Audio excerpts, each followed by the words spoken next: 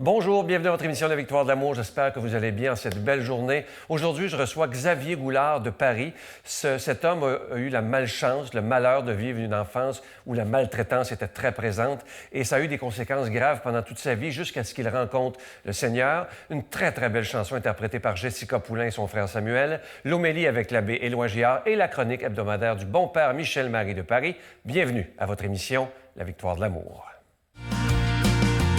Si tu m'as donné ta vie, je te donne la mienne.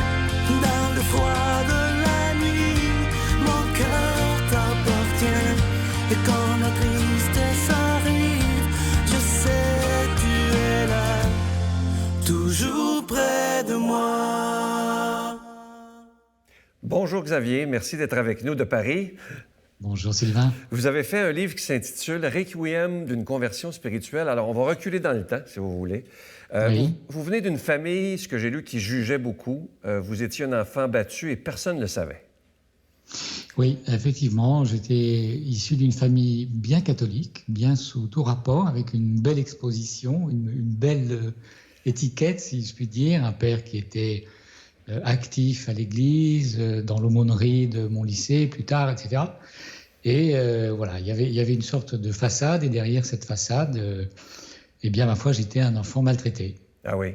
J'ai mis beaucoup de temps pour prononcer ce mot-là. Je crois que la première fois que j'ai prononcé ce mot-là, j'avais pas loin de 40 ans. Oh là Donc, là! oui, comme on le dit souvent, l'enfant qui est maltraité ne sait pas d'aimer ceux qui le maltraitent, c'est pas, il sait de lui-même. Ouais. C'est la perversion de la maltraitance, si vous voulez. Ouais. On finit par se dire que les autres ont raison de vous maltraiter. Ensuite, vous êtes devenu, probablement à cause que vous étiez battu, un enfant malade. Vous n'avez pas le nom de la maladie, mais vous étiez fou de douleur. Oui, ça restera un grand mystère dans ma vie. J'ai développé une maladie qui se passait sous forme de crise de 30 à 40 minutes, qui était absolument insupportable, et ce, depuis aussi loin que remonte ma mémoire. C'est-à-dire, j'ai la mémoire qu'à l'âge de 2 ans et demi, 3 ans, j'étais à l'école maternelle et j'avais déjà ces crises-là. Ah oui? Et effectivement, fou de douleur, parce que c'est une expression que j'ai pu prononcer. Comment, je ne sais même pas comment on peut expliquer ça. Enfin, c'est une douleur à se taper la tête contre les murs. C'est une douleur qui pouvait aller adolescent, jeune homme, adulte, jusqu'à tomber dans les pommes, tellement elle était intense. Et alors il y avait une douleur physique contre laquelle il était difficile de lutter, à propos de laquelle la médecine n'a jamais ni trouvé de nom, ni de soins. Ah non? Jamais. Donc j'ai eu tous les examens du monde pour savoir ce que je pouvais avoir, et ça n'a jamais été nommé, ça n'a jamais été soigné, et encore moins guéri. J'ai attendu très très longtemps, puisque j'ai été malade plus de 45 ans. Et là là. J'ai fini par vivre avec, par consentir, par apprendre à vivre avec, comme on vit avec un handicap. C'était un handicap invisible. Finalement, personne ne le savait. Je vivais ça dans mon coin, ça arrivait à n'importe quelle heure du jour ou de la nuit, n'importe quel endroit. Ça reste assez mystérieux. Ouais. Ça reste assez mystérieux. Et à cause de la violence de vos parents, vous avez vécu un syndrome post-traumatique. Oui, alors c'est pas un, c'est, j'ai fait un jour le listing de tous mes comportements, et je me suis dit, oui, là, on est vraiment, il suffisait de quelques-uns déjà pour définir tout ce que je vivais comme étant un stress post-traumatique. Ce qui était effarant, c'était les mêmes types de symptômes que des personnes qui reviennent d'un champ de bataille, ou qui ont été torturées, ou des femmes violées, alors que finalement, je ne recevais, entre guillemets, que des coups. Mais le plus difficile, c'est la maltraitance morale. On vous fait comprendre qu'en réalité, on ne veut pas de vous en tant qu'être humain. On ne veut pas de vous en tant que ce que vous êtes. Voilà, ce que vous êtes... Chacun de nous a quelque chose d'impénétrable et d'inaltérable. Eh bien, celui qui maltraite essaie d'atteindre cette chose-là pour la faire mourir, en quelque sorte. Ce sont des actes psychologiquement barbares, extrêmement violents. Vous êtes marié depuis 30 ans.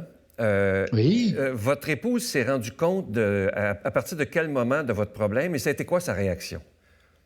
Alors, ça a été assez rapide parce que quand elle s'est aperçue, par exemple, que j'étais dans des états de panique quand elle allait faire les courses ou qu'elle s'absentait quelques instants, elle s'est bien rendue compte qu'il y a des moments, puis elle s'est rendue compte qu'il y a des moments où je m'absentais 40 minutes, elle se demandait ce qui se passait, je disais non, non, ça va, ça va.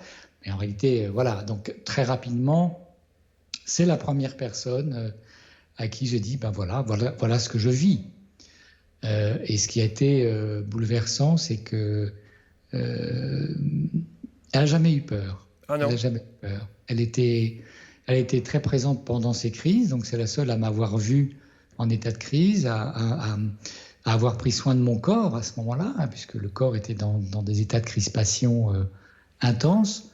Et ce n'était pas forcément très agréable à vivre non plus pour elle, mais voilà, elle a eu cet amour-là de consentir totalement à ce qui se passait, sans jamais juger, sans avoir peur. Et comme nous avions la foi, ben, c'était des moments où elle priait. Elle priait pour moi. Il y a eu une C'était conversion à la fraternité monastique de Jérusalem. Hein? Qu'est-ce qui s'est passé là-bas? Je me suis souvenu d'une phrase intérieure que m'avait donnée un ami prêtre et qui m'avait dit, écoute, si un jour tu veux retourner à l'église, va à Saint-Gervais, dans les fraternités monastiques de Jérusalem. Et là, je suis donc allé à Saint-Gervais à Paris, qui est l'église où il se trouve. Et on peut dire, ma foi, que le Christ m'a saisi. Ce Christ d'enfance que j'avais peut-être un petit peu oublié. Pendant 1h30, ça a été ce qu'on appelle, je ne savais pas comment ça s'appelait, mais une effusion de l'esprit, une expérience de componction, c'est-à-dire l'expérience que finalement vous n'êtes que néant si vous n'êtes pas vécu par Dieu, et que dans cette perception, vous êtes extraordinairement, mais le mot est trop faible, aimé de Dieu. Et je sentais ce Christ de mon enfance, je le sentais présent et comme m'aimant d'un amour irrésistible, infini, qui vous broie la poitrine, qui vous broie le corps. Enfin, vous avez du mal à tenir debout. Ouais. Et là, c'était pas une crise de douleur, là, c'était une parenthèse d'éternité, comme j'aime le dire. Mais vos douleurs étaient toujours là, vos crises étaient toujours là. Et un jour, si j'ai bien lu, on vous a proposé l'onction des malades en 2007. Qu'est-ce qui s'est passé? En réalité, lors d'une conférence de frère Pierre-Marie Delfieux, qui est le fondateur des fraternités monastiques, il avait fait une conférence sur les sacrements. Il en avait oublié un, que moi j'appelais l'extrême onction. Et puis en montant vers la basilique de Vézelay, là où se trouvait cette conférence, une religieuse m'a dit « Mais non, tu sais Xavier, ça ne s'appelle pas l'extrême onction, ça s'appelle le sacrement des malades et on peut le recevoir pour plein d'autres raisons. On n'a pas besoin d'être à l'article de la mort. » Voilà, je crois que je n'ai même pas entendu la suite de son discours. J'ai su que j'allais demander ce sacrement. J'ai reçu ce sacrement. Et quelques temps après, je me suis aperçu que... Enfin, j'ai eu encore une autre expérience, qui était une expérience d'abandon total. Après ce sacrement, quelques semaines après, j'ai eu la dernière crise. Mais au cœur de cette crise, j'ai eu un comportement différent. Avant, je suppliais Dieu qu'il me guérisse. Là, je me suis abandonné à lui totalement et je lui ai dit, je me suis adressé comme ça à lui, je lui ai dit, Dieu, si c'est ça que tu veux, qu'il en soit ainsi. Oh là là. La crise s'est arrêtée dans l'instant et définitivement. C'est beau, ça. Est-ce que j'ai bien lu, vous avez vécu un exorciste? Pourquoi? Oui, c'est pas tout à fait un exorcisme, parce que le grand exorcisme, c'est quand même un truc, il faut vraiment être possédé. Non. Quelque temps après, j'ai eu un symptôme particulier que j'avais pendant mes crises physiques, mais donc là, j'avais plus du tout de crise physique, donc j'avais plus de douleur physique. Mais ces crises étaient accompagnées d'un sentiment de souffrance éternelle. Ça aussi, une chose mystérieuse. La certitude que la douleur ne s'arrêterait pas. Je me suis cassé un bras un jour, même si ça fait très mal, vous dites le bras va être réparé, ça va aller mieux. Mais là, ces crises étaient accompagnées de ce sentiment infernal, quelqu'un a prononcé ce mot, une douleur éternelle. Et là encore, c'est une religieuse qui m'a dit, mais Xavier, le sacrement de guérison, effectivement, a bien guéri tes crises physiques, mais là, ce que tu vis, et au regard de l'histoire de ta famille que tu me racontes, c'est peut-être une prière de délivrance qu'il faut demander. Même si le sacrement de guérison fait aussi office. Mais le fait de prendre conscience de cette lignée chez moi, parce qu'il y a une lignée familiale de spiritisme, de magie noire, etc. Là, elle m'a dit, franchement, elle était aussi accompagnée d'un père jésuite, et tous les deux m'ont dit, voilà, je pense que ce qui peut te sauver de ces attaques mentales, en réalité, c'est une prière de délivrance. Aujourd'hui, je suis intégralement guéri depuis l'âge de 47 ans, j'en ai 62, donc ça fait finalement une parenthèse. Je suis encore dans un pourcentage minime de toute ma vie, puisque ça a été dur pendant 48 ans, mais donc voilà, depuis 62 moins 48, je ne sais pas combien ça fait, mais ça va bien. Est-ce que vous en avez voulu à Dieu d'avoir autant souffert?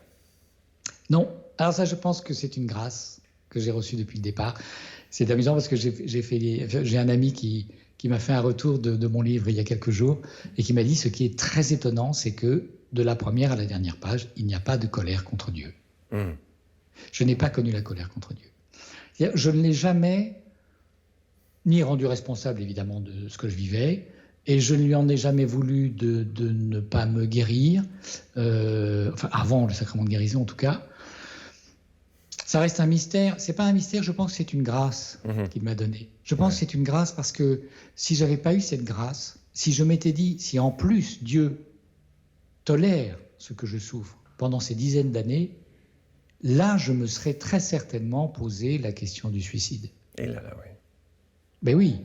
Je veux dire, si Dieu est responsable de ça, si vous voulez, au bout de 47 ans, comment j'ai tenu pendant 47 ans?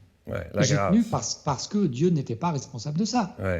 Une dernière question délicate. Avez-vous, avec votre cheminement, réussi à pardonner à votre famille, à votre père et votre mère? Oui, j'aurais pas pu écrire ce livre si je n'avais pas pardonné. Alors, ce qui est amusant, c'est que je n'ai jamais attaqué la question du pardon directement. Je me suis jamais dit, il faut que tu pardonnes avec tout ce qu'ils t'ont fait. C'est pas comme ça que ça s'est passé.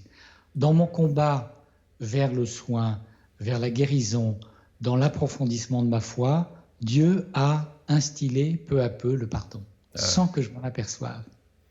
Et un jour, d'ailleurs, je n'ai jamais abandonné mes parents. Je les ai accompagnés, mais non, jamais. Je me suis éloigné de temps en temps, parce qu'il y a un moment donné où, si vous voulez, quand vous êtes face à des pervers, il faut prendre un peu de recul, sinon, il ne faut pas non plus être masochiste. Mais je les ai accompagnés jusqu'à leurs derniers instants. Mon père, je l'ai vu je sais pas, 12, 15 heures avant qu'il ne meure, et ma mère, 30 heures. Donc, j'aurais même pas pu les voir continuer à... Vous savez, pardonner, c'est quoi finalement? C'est dans un premier temps ne plus souffrir du mal que l'autre veut vous faire. Et ils ont essayé jusqu'au dernier moment. Donc, ils n'ont jamais été conscients du mal qu'ils vous ont fait? Si, le pervers narcissique, il est conscient du mal qu'il fait. Mais croyez-vous qu'ils ont regretté? Ou ils n'ont jamais regretté? Il aurait fallu qu'ils me demandent pardon pour ça. Donc ça reste leur part de liberté, la part de mystère. Je ne leur en ai... Il y a un moment donné où j'ai cessé de leur en vouloir. C'était pour moi, ils étaient eux-mêmes victimes de leurs propres démons, en quelque sorte. Mais si vous voulez, on a tous une aptitude à faire du mal. Mais quand vous commencez à y consentir un peu trop, un peu plus, il y a un moment donné où vous ne pouvez plus vous en débarrasser. Vous revêtez l'habit de cette violence, de cette perversité. C'est compliqué pour s'en débarrasser. Et vous avez beau dire, tu m'as fait du mal. Je dis à mon père, mais tu te rends compte de ce que tu as fait? Voilà ce que tu as fait. Je ne t'en veux pas. D'avance, je t'ai pardonné, donc je ne le fais même pas pour que tu me demandes pardon. Explique-moi, dis-moi. Il y a une sorte de... Vous voyez, comme si... ils rentrent eux-mêmes dans le déni. Parce que je pense qu'à un moment donné, ils se sont aperçus du mal qu'ils avaient fait à leurs 3 enfants. Moi, je suis l'aîné. Et quand vous vous en apercevez, je pense que sans doute ont-ils vécu, lui en tout cas, un moment où il a dû se dire c'est tellement insupportable qu'il vaut mieux repasser dans le déni. Oui, tout à fait. Et ma mère, elle, a vécu dans le déni complet. Oh là là. Elle était dans une victimisation, mais dans le déni complet. Je vous écouterai pendant des heures. C'est déjà terminé. Je vais inviter les gens à lire votre livre qui s'intitule « Requiem d'une conversion spirituelle » aux Alors, il paraît qu'il faut que je vous le montre. Oui, s'il vous plaît. Parce que vous l'avez pas reçu. J'ai le droit? Oui, voilà. On le voit bien ici. Très belle couverture. D'ailleurs, c'est aux éditions Artege. Artege, Xavier Goulard. Xavier, merci beaucoup d'avoir pris du temps avec nous de Paris. Prenez soin de vous. Merci, Sylvain. Bye Merci beaucoup. Merci. Au revoir. Au revoir, Sylvain. Merci.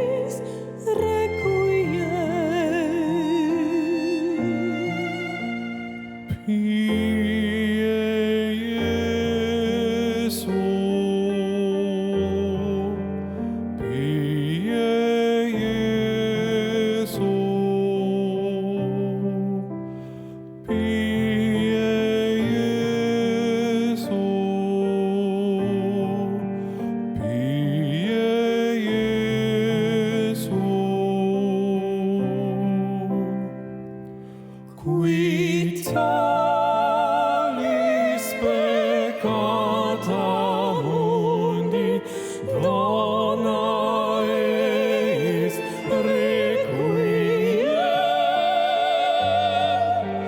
dona eis requiem.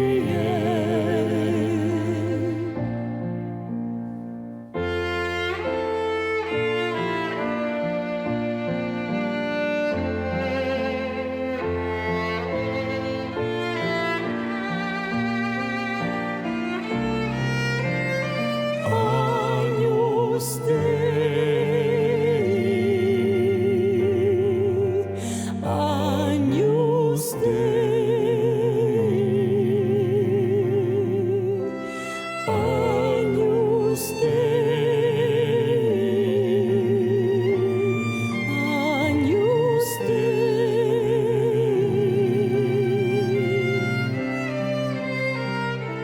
qui talis peccata mundi, dona eis requiem, dona eis requiem. Sempiterna,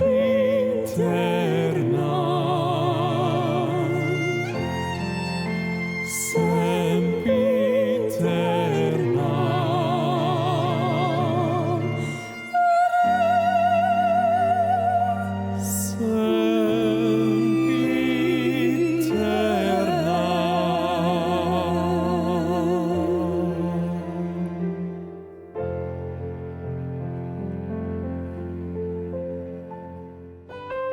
Notre Père qui es aux cieux, que ton nom soit sanctifié, que ton règne vienne, que ta volonté soit faite sur la terre comme au ciel.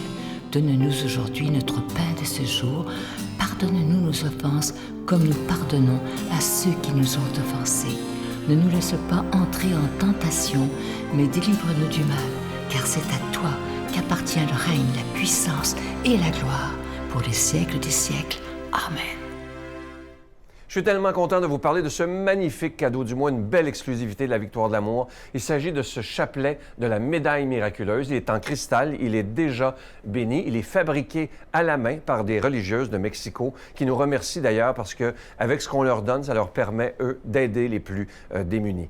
Et je vous rappelle que ce chapelet, comme je vous disais, il est déjà béni. Et vous savez que la Vierge Marie elle-même a demandé à Sainte Catherine Labouré, dans les années 1800 à Paris, sur la rue du Bac, que j'ai eu la chance de visiter d'ailleurs, et la Vierge Marie a dit ceci à Sainte Catherine Labouré: « Faites frapper une médaille sur ce modèle. Les personnes qui la porteront recevront de grandes grâces. Les grâces seront abondantes sur les personnes qui auront confiance. » Je vous donne l'adresse: La Victoire de l'amour, case postale 120, succursale Boucherville à Boucherville, le J4B 5E6, je vous la redonne. La Victoire de l'amour, case postale 120, succursale Boucherville à Boucherville, le J4B 5E6. Également par téléphone, par carte de crédit du lundi au vendredi de 8h30 à 16h30 dans le 514-523-4433, 523-4433 ou sans frais le 1-888-811-9291.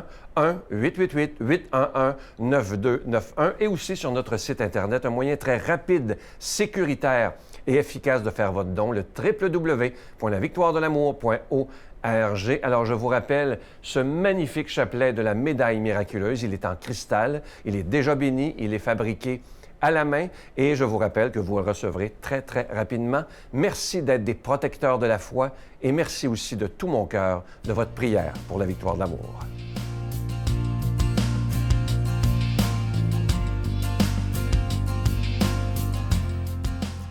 Judas est-il un envoyé de Dieu ou de Satan? Voilà une question fort intéressante à laquelle je réponds volontiers, tout en vous disant déjà que nous ne parviendrons pas à cerner totalement le problème.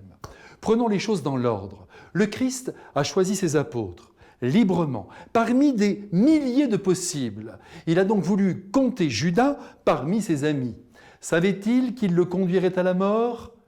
C'est fort probable, car sa divinité, surplombant le temps, ne saurait ignorer ce que la liberté humaine choisit d'accomplir. C'est là un mystère immense, mais c'est ainsi. En tout cas, permettez-moi de penser que Judas n'est pas un monstre. Personne d'ailleurs n'est un monstre à l'état pur.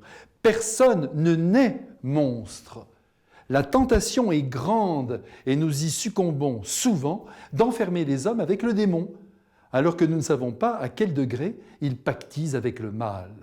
Je suis sûr que Judas a été par moments intègre et qu'il a suivi le Christ de tout son cœur. Hélas, nous savons qu'il aimait l'argent. Et c'est d'ailleurs en raison de cet attrait maladif qu'il vendit le Christ pour 30 deniers, c'est-à-dire pour 200 de nos euros. Il est clair que le soir de la scène, alors qu'il a déjà tout manigancé, quand il accepte de prendre la bouchée que le Christ lui tend en signe de communion, il ment. Et Satan étant le père du mensonge, il en est alors le captif. Cependant, nous ne sommes pas devant une créature du diable. Judas est tout simplement un enfant de Dieu qui a vrillé, comme chacun de nous pourrait bien le faire un jour. Donc ne le condamnons pas, car il nous ressemble. Certes, j'espère que nous n'avons jamais dénoncé personne à la police ou à la justice des hommes, mais ce n'est pas sûr. Et il se pourrait bien que l'un ou l'autre d'entre nous l'ait fait, et se soit rendu compte, par la suite, que les conséquences ont été démesurées. Judas a, pour lui, pour sa défense, et cela prouve qu'il était bon au fond de lui-même, de n'avoir pas supporté d'avoir livré son ami et son Dieu, si bien qu'il mettra fin à ses jours sous le remords qui le rongeait, alors que Jésus, miséricordieux à outrance, n'aurait pas manqué de lui faire miséricorde. Surtout, ne m'en veuillez pas de ce que je vais vous dire maintenant. Au contraire, félicitez-moi. J'espère de tout cœur que Judas a été sauvé et qu'il se promène en ce moment dans les allées du paradis. Je le redis, personne n'est totalement un monstre.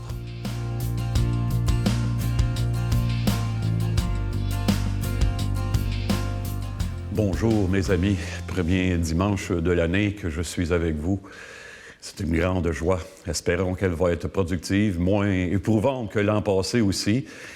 Je n'ai pas de dessin à vous faire sur le virus qui nous a causé tant d'émoi et de désagréments et parfois de souffrance aussi. Alors, justement, les textes sont toujours là pour nous relancer. Puis aujourd'hui encore, je pense qu'ils ont quelque chose à nous dire de fondamental, de très beau. Alors, on ne perd pas de temps. On est dans l'Évangile selon saint Marc. Après l'arrestation de Jean-Baptiste, Jésus partit pour la Galilée proclamer la bonne nouvelle de Dieu. Il disait « Les temps sont accomplis, le règne de Dieu est tout proche. Convertissez-vous et croyez à la bonne nouvelle. » Passant au bord du lac de Galilée, il vit Simon et son frère André en train de jeter leurs filets. C'étaient des pêcheurs. Jésus leur dit, « Venez derrière moi, je ferai de vous des pêcheurs d'hommes. » Aussitôt, laissant là leurs filets, ils le suivirent. Un peu plus loin, Jésus vit Jacques, fils de Zébédée, et son frère Jean, qui étaient aussi dans leur barque et préparaient leurs filets. Jésus les appela aussitôt. Alors, laissant dans la barque leur père avec ses ouvriers, ils partirent derrière lui.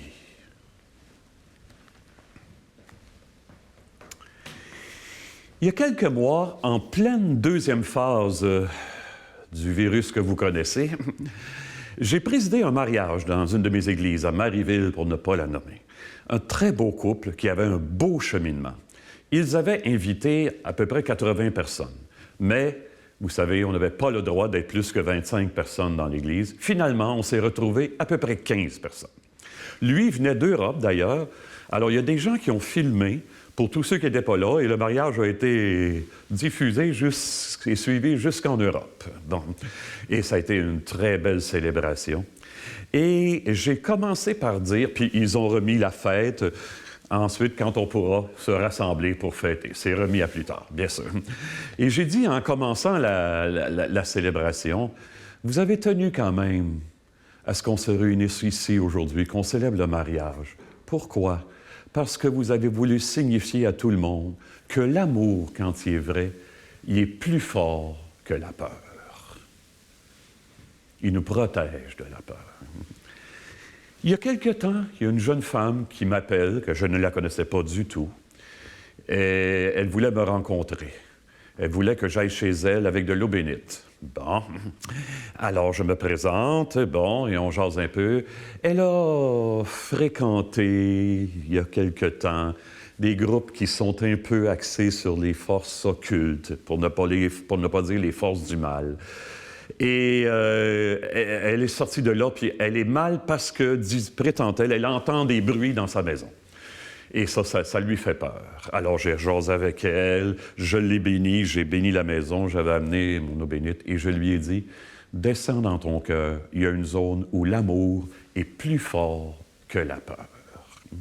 Eh bien, c'est à ça que Jésus va convier les apôtres qui appellent aujourd'hui, à faire l'expérience que l'amour, c'est plus fort que tout. L'amour né de Dieu. Et ça crée des déplacements, autant intérieurs qu'extérieurs. Regardez Jésus, il dit, le règne de Dieu est arrivé. Avec Jean-Baptiste, c'est fini les précurseurs, et il va se déplacer. Il part du sud et il s'en va jusqu'en Galilée. La Galilée que méprisaient les gens du sud, c'est là qu'il va commencer son ministère. Les plus pauvres. Ah ben, regardons ça. L'amour crée des déplacements comme ça. Ensuite, il appelle les deux premiers apôtres, Simon et André, je pense, peu importe. Et eux, il les appelle dans leur travail, puis il leur dit, je vous ferai pêcheurs d'hommes. Il y a un déplacement intérieur. Ce n'est plus la même chose quand le Christ est entré. C'est comme moi, quand j'étudiais en droit, puis j'ai décidé d'aller étudier en théologie pour devenir prêtre, hein, je disais, pour taquiner mes amis futurs avocats et notaires, et ça en prend, là, une chance qu'on en a, je leur disais, il y en a qui prennent le chemin du droit, d'autres trouvent le droit chemin. Bon, c'est un petit peu taquin pour ne pas dire d'autre chose, n'est-ce pas? Même le caméraman se retient pour ne pas rire. Ensuite, bien, qu'est-ce que Jésus... Jésus, es-tu capable de nous appeler aujourd'hui? Y a-t-il quelque chose à dire à notre monde aujourd'hui? Oui, si je crois que son amour et sa miséricorde, c'est plus neuf que n'importe quoi. Si j'ose m'admettre que jusqu'à maintenant, même quel que soit mon cheminement, si j'ose m'admettre que jusqu'à maintenant, tout cela, je ne l'ai qu'effleuré dans ma vie. Bien, admettons-nous ça aujourd'hui pour commencer cette année-là. Puis on va vivre le plus possible en intimité avec Dieu. En attendant, je vous bénis pour que l'amour soit plus fort que la peur, l'amour qui est Père, Fils et Esprit Saint. Amen. Bonne journée, bonne vie tout le monde. Je vous salue Marie, pleine de grâce.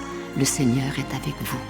Vous êtes bénie entre toutes les femmes, et Jésus, le fruit de vos entrailles, est béni.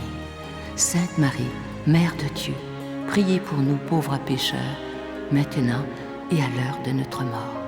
Amen. La Victoire de l'amour remercie Plancher 440 et ses partenaires Beaulieu Canada, la référence en couvre-plancher, et Impex, pour des projets mur à mur. Il me reste que le temps de vous souhaiter la plus belle des journées. À demain. Bye.